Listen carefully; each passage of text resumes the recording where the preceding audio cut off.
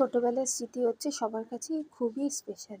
সেটা একটা সামান্য ছোটো জিনিসই হোক বা বড় জিনিসই হোক, সবার কাছেই সেটা খুব দামি থাকে। আর এখনকার সময়ের থেকে আগেকার সময়ের ছোটো ছোটো জিনিসগুলো যেন আরোই খুব কাছের বলে মনে হতো।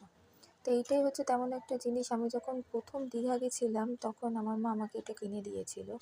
আমার ভালো লেগেছিলো বলে বা সেটাকে আমি যত্ন করে রেখে সাজিয়ে রেখেছিলাম। কিন্তু এতদিনের পুরনো জিনিস পড়ে থাকতে থাকতে না রঙগুলো কেমন হয়ে গেছিলো।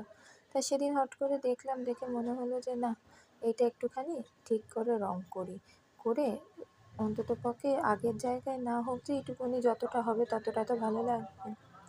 তোমাদের কাছে সব এরকম স্পেশাল ছোটোখাটো আগেকার সময়ের কিছু জিনিস কার কাছে কী আছে সেটা অবশ্যই কমেন্ট বক্সে শেয়ার করো আর জানিও কেমন হয়েছে। যতটা পারলাম ততটা করেছি। সব কিছু তো একরকম আগের মতো হওয়া সম্ভব